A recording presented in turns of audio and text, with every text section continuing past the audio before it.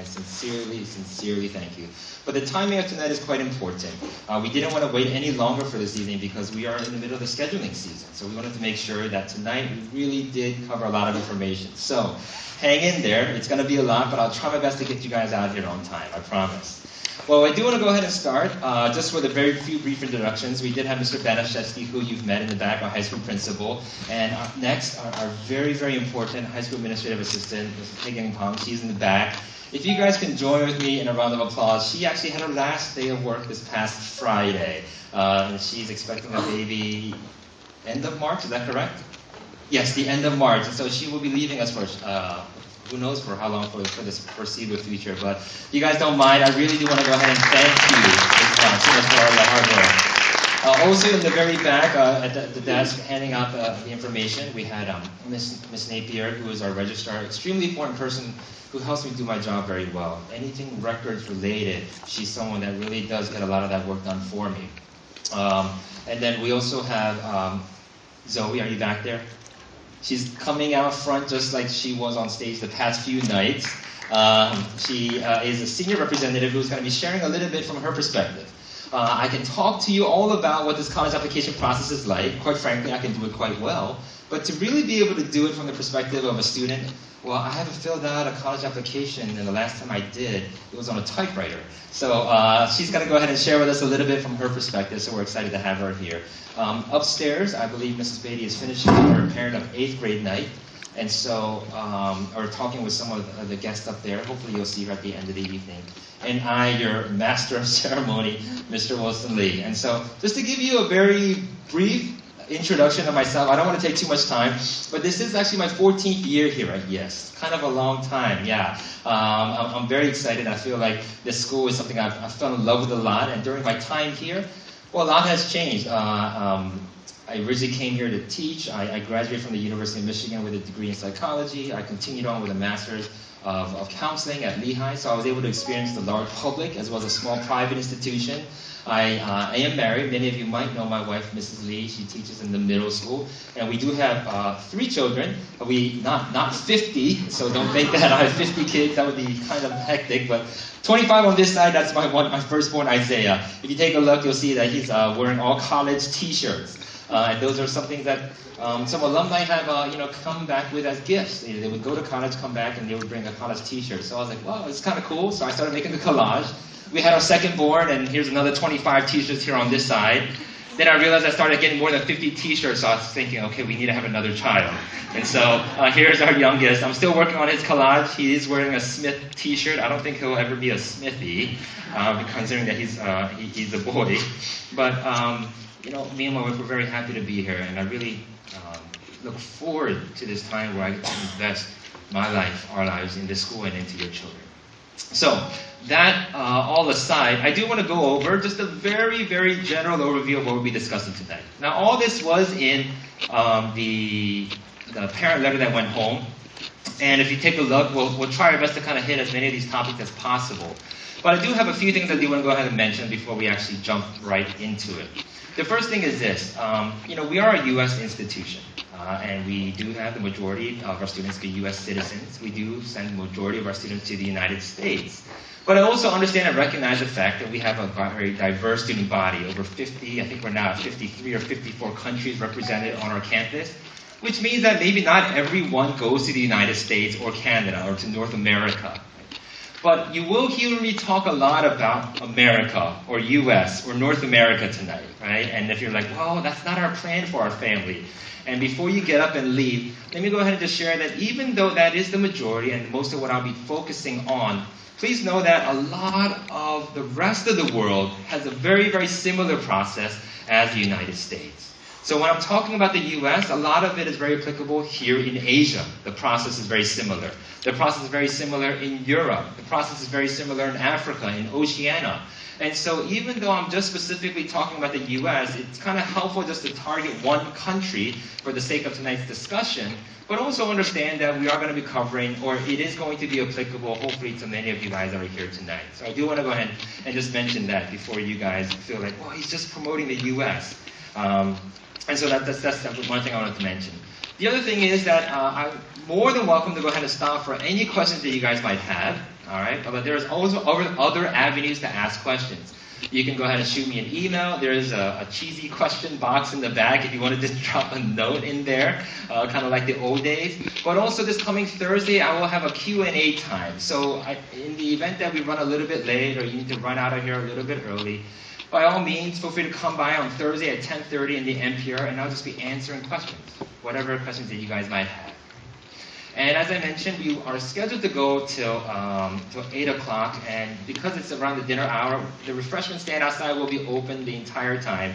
And so please, I do not find it rude at all that if you want to get up and walk to the back and get a few more kimbaps or a few more croissants, that's totally okay with me. I might join you because I'm kind of hungry myself. But don't feel that that's rude. I'm very open to that. Even if you guys do need to leave early, by all means, feel free to go ahead and do that. I certainly don't mind. So with that being said, I do want to jump into it. And the format for tonight is that we're going to be taking a look at an article that was published back in 1973. And so before you get up and think, okay, he's going to talk about an article 40 years old, this is ridiculous, I do want to go ahead and highlight that we have this author. His name is Lauren Pope. He in the counseling world is what we would consider to be the godfather of counseling. And he came up with these 20 myths about the college admissions process that I want to focus on tonight. I feel like if we're talking about these 20 myths, we will cover all of the bullet points that we had in the previous slide. Now, I do want to go in and pinpoint 2 books that he wrote. The first one was called Looking Beyond the Ivy League. He wrote that back in 95. And then he wrote the next book called Colleges That Changed Lives. He wrote that in 98. And what's great about these books is that it highlights a lot of what I want to discuss tonight, which is the college process and how it's not just meant to go ahead and be one standard template. I want to make sure that one thing that you understand about what we do here at YISS is that we really want to focus on your child individually. We love and care for your child very much, and so we want to make sure that the college process is unique for just you and your family. So whatever that looks like, we're going to try to follow the philosophy of one of our godfathers, Lauren Pope, about how specifically we want to try to find the right fit. We're going to use that word a lot this evening. So hopefully that'll go ahead and ring true and make a lot of sense. So, to go ahead and get started, we're going to take a look at the first myth. And we're not going to look at every single myth tonight. There's 20 total. We're probably going to look at maybe like 12 or 14 of them. All right, so but here we go. We'll start with the first one. The college catalog will inform you whether or not the school is for you. So, colleges are pretty aggressive when it comes to marketing. 97% of colleges say that they use some sort of social media or they use blogs or something like that to really get into your child's life, whether it be through social media or other electronic forms or hard copy forms, right?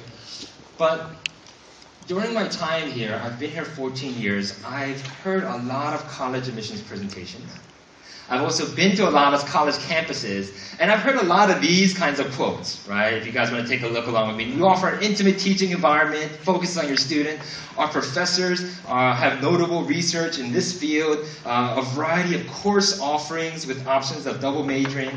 We have hundreds of extracurriculars for everyone, and if you don't see something you like, we can start your own club. I don't know if you guys have ever been to a college presentation yet, but I've heard these lines a lot. And so the question then becomes, all right, if universities are giving us this kind of good information, and everyone's kind of giving this information the same, how do we figure out which universities we should look at specifically for our family? Which one should we look at specifically for my child, right? So kind of give you an idea, I have this cheesy little exercise I want to go ahead and try. I did it a few years ago. It kind of worked well. But what I'm going to do is I'm going to put on these pairs of glasses, which apparently when Superman wears these, he's Clark Kent, and when he doesn't, he's Superman. I don't know how the entire world didn't know that.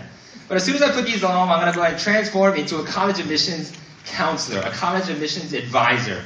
And I'm going to be promoting our illustrious Yongsan International University, okay? And then I'm going to give you a presentation like all these college admissions officers do, and let me know in terms of how much you've fallen in love with Yongsan International University, all right? And we're trying to see exactly what we can do with that kind of information. So, here we go. All right.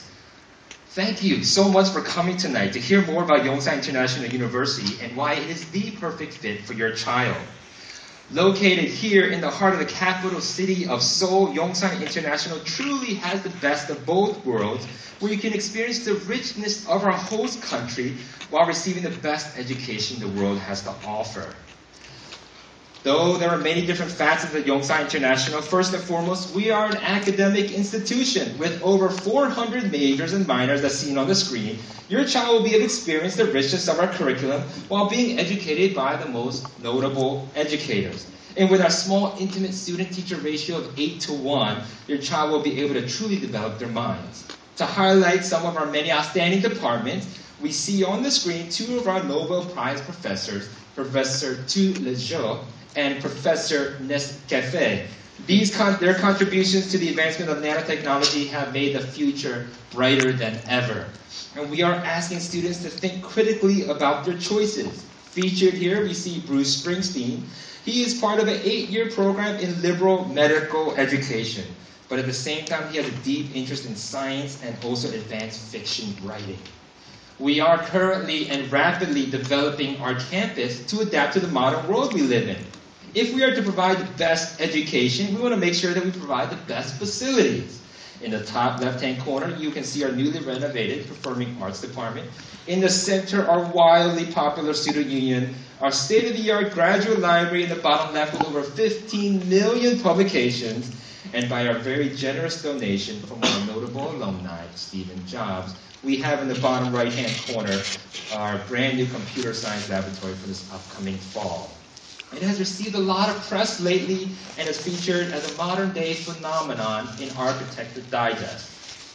And we understand that sending your child so far away can be a major concern. So we want to ensure that you feel comfortable leaving your child in our hands. And we hope that they feel comfortable, or more than comfortable, in one of our many dormitories that rival some of the best 5-star hotels here in Korea. Up top, you'll see our South Quad dorms for our freshmen, and below our North Quad dorms for our upperclassmen located right on the Han River. Each dorm has 24-hour dining facilities as well as around-the-clock security. Just as you are invested in us and your child's safety, we want to make sure that that is also our priority number one. And of course, I understand that no conversation about college can be discussed or had without the discussion of what kind of cost it will accrue. We want to make sure that a top-notch education doesn't cost you a top-notch dollar. And here at Yongsan International, we believe in education should be affordable, and we plan to keep it that way. So that is just a brief overview of our institution, and we thrive on being the best, and we look forward to hearing from you and your child application in this upcoming fall.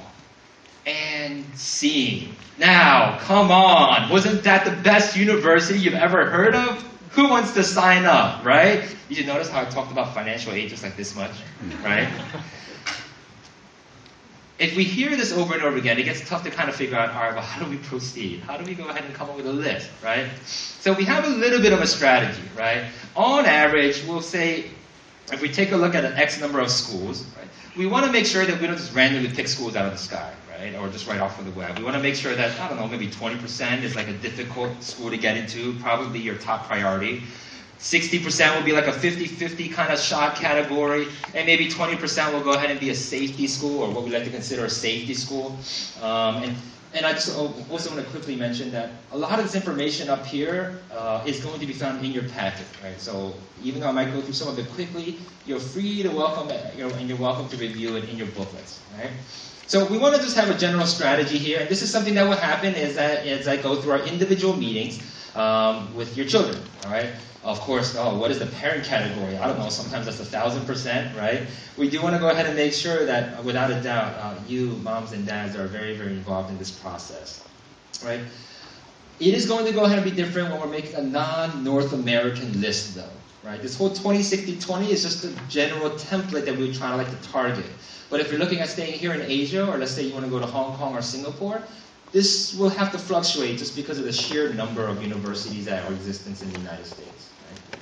But I do want to take a moment at this time, Zoe, if you can go ahead and answer for us. When we take a look at this college list, right, it's a process that you just went ahead and completed yourself. So can you share with us briefly just how you came up with your list, and maybe even what are some of the resources that you used?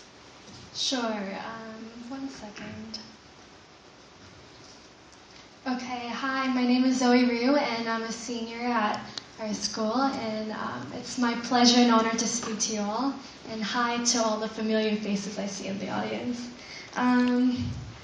As for the college list, I created a spreadsheet and wrote all I knew about the colleges that I was interested in. I wrote about the scholarship opportunities because that was one of my priorities.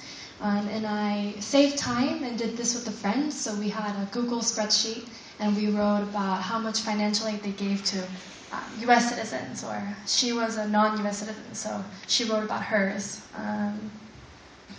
I also went on Naviance, a platform we use at YISS.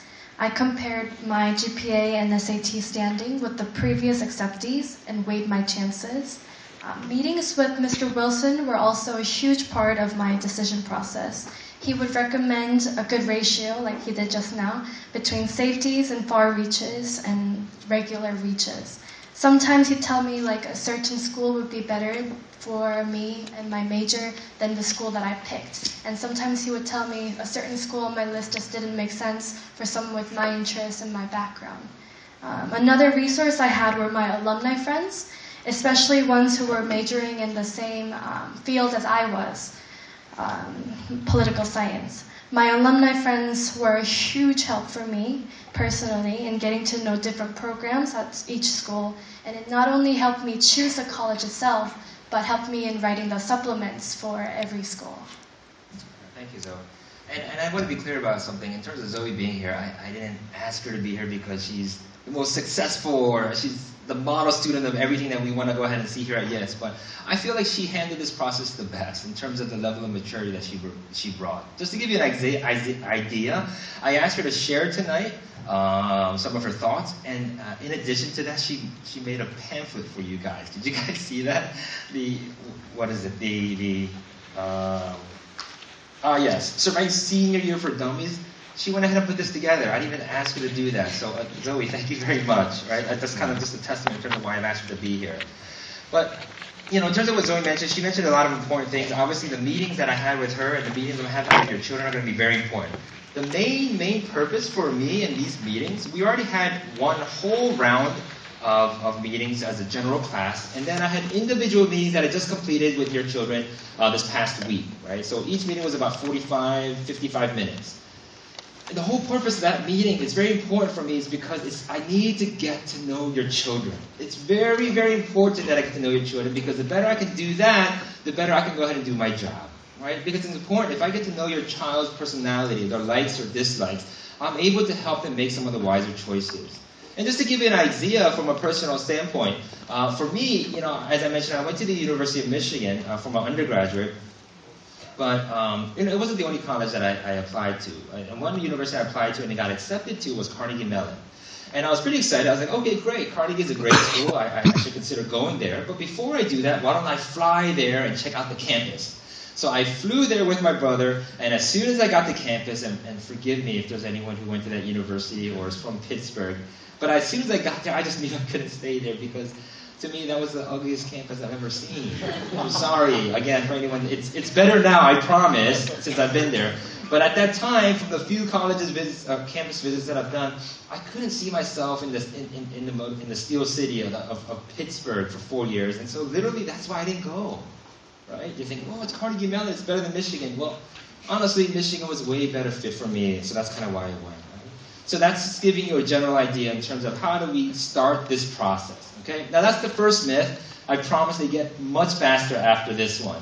The second one, you should make your college selection early in your senior year and have an application in by Christmas or thereabouts. A lot of this information is in your packet. We're talking about deadlines, right? And a lot of these names you'll see here that says early decision or rolling admissions. This is like a North American category name. But, they have different names for it, like they'll have priority or rush or expedited. They'll have different names across different parts of this, across different continents. But I do want to go ahead and focus on one particular category right here that says early decision, ED. All right? Now, this is something that comes up every single year when we're looking at, well, should I apply early or not? So just to give you a general idea, if we're talking about North America, the application deadline typically is January 1. Right? January 1. Meaning that if you're applying early, you would apply by November 1, And the benefit of applying by November 1 is that you get your answer by December. Now, the ED, the early decision pathway, says that if you apply to a university for ED and you get in December, you have to go there. It's a commitment. It's binding. It is a contract. Mom and dad have to sign. Student has to sign. Mr. Wilson, we all have to sign. 3 signatures. Right? So it's a big deal. So the question every year becomes, oh, should my child apply early? Right? And there's early decision that's binding, and then there's this regular early. Just to give you a rough idea, about 50% of our students apply to some early program. But in terms of my opinion, I think these are the types of students that should be applying early, right? Early decision, that is. So if you're an athlete, right, if you know you're going to go ahead and play college athletics, you should actually probably apply your junior year, right? If you're a top-tier student, so for that university, you find yourself in that category of being some of the best candidates for that university, early decision might be a good idea. And if you're 1,000,000% committed, if you're 1,000,000% committed and you will go no matter what, you should consider ED. And here are some of the reasons why you should, right? Underqualified, obviously, right? If you just haven't met their standards. Overqualified, that's always interesting. But if a student is overqualified for a university will often think, well, they're probably never going to come to our university, so we'll just reject them, right? That's overqualified. And then we'll see money being an issue. And I know a lot of parents do want to consider in terms of money being a factor for the college admissions process. But if it's a huge factor for you guys, it is something that you might want to go ahead and not think about for early round. Because here's what happens. A student will apply in November, they'll get an answer in December, and then they're committed. But they won't find out how much they have to pay to the university until April. And then when they find out how much the university is actually going to cost, some of the students will say, well, we actually can't afford that. So we actually can't go. And that's always heartbreaking when that happens. So you have to go ahead and really have a discussion in terms of finances. Late bloomer, this is a very, very good characteristic or a good title for the class of 2017. We have a lot of late bloomers in the junior class right now. What is that? We have students who in 9th and 10th grade didn't really try so hard or didn't really give a lot of effort. They have mediocre grades. And then 11th grade happened and they woke up and suddenly realized, oh, wait, I actually need to try hard. And so we see students go from this kind of GPA to this kind of GPA. If you're that kind of student, you really should wait until the first semester of senior year being over before you apply early. And obviously the obvious ones, uncertain or lazy. You should go ahead and make sure that that is not part of the early round that you consider.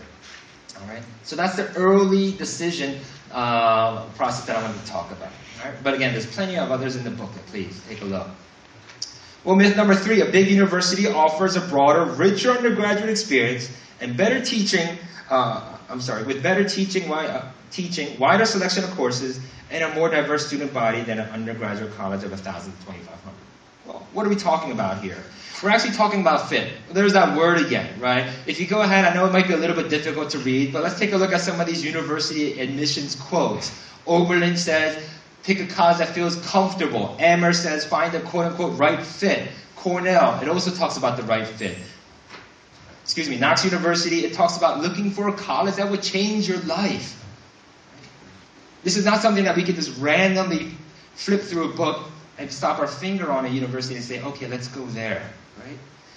Now, in order to go ahead and think about, well, how do we go about finding the right kind of fit? I came up with this exercise, and yeah, again, it's a little bit cheesy, but hopefully you got to get a general idea of how the college admissions selection process should work. Right? So, what I'm going to do here is if you take a look, we have a list of a lot of popular YISS universities here. All right? These are some of the more popular ones that our students apply to. And what I'm going to do in that top corner, you'll see these boxes, and in those boxes, I'm going to go ahead and put things where I think are important. Let's say this is my list, right? Me, Mr. Wilson, this is my list. I'm going to put things in that top box where I'm going to say, okay, here's what I must have in a university, right? So we'll do this 3 times just so you guys get the idea. So for example, I must have a highly competitive university. So as I'm showing these things in this exercise, if it doesn't meet my qualifications, we're going to erase it from the screen. For example, I want to go ahead and apply to a public school. That's very important to me, so we will delete all the private schools. All right? I want to go ahead and be on the East Coast because, I don't know, that's where my favorite basketball team is. Okay? So we'll get rid of all the other schools that are not East Coast. Right? Okay, I want to be near a big city. I've been in Seoul my entire life. I need to be somewhere like that. I don't want a Shigur. I don't want some sort of country area. So we're going to go ahead and get rid of all the ones that are not near a big city. And then we're going to finally go ahead and say, well, my dream or my passion or one thing I really want to do is I want to become a pharmacist. I want to go to a PharmD program. If we do that, that eliminates UNC and we have Rutgers. Now, Rutgers is not the only school, right? There's, of course, plenty of other opportunities that fit these categories. But this is kind of what we should be doing just a little bit when we're talking and having a discussion with your children about what's important to you, right? Let's give it a try again, all right? For example, here we go. Some other popular YISS picks. So highly competitive, okay, I think all of these are, all right, in the top 50, whatever that means, right? Alumni admitted. It's important that I want to go to a school where our university knows our high school. I want to be near family. So as you notice, nothing has changed yet. All these universities still fit these qualifications. All right? Co-ed. Yes, I want to be part of a co-ed institution, not a single-sex school. So we'll get rid of some of those.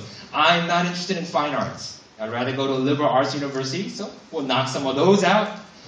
In or near a big city, knock those out. And if you take a look, we still have a large list. But something that's very important to me that will knock all of those schools out. Any guesses? Oh, it's only the most important thing. It's Krispy Kreme, right? Because if you take a look at the Daily Tar Heel at the University of North Carolina, they're the only university that has all these things, but it has a centrally located Krispy Kreme right in the middle of campus. So if I know that it's important for me to go ahead and take part of that sweet nectar of a donut in between class after I wake up, before I get to my next class, because I need that to study, I should probably consider UNC, right? It's a little ridiculous, I understand. But I want to be picky. I'm going to spend a lot of money. Well, you guys are spending a lot of money, and you're going to be there for 4 years. Don't you think you deserve to be picky, right? Here's another example, competitive, culturally diverse, notable physical therapy program. What else do we have here? East Coast, co-ed, non-fine arts, in or near a big city. All these things qualify. We're going to delete everything off the list. Bloomfield College is a school for me because, oh, yes, of course, Starbucks. If you want to go to a university and you go to a dormitory and you wake up and fall out of bed into a cafe mocha, you want to go to Bloomfield College because they're the only college that has a Starbucks in their dorm, right?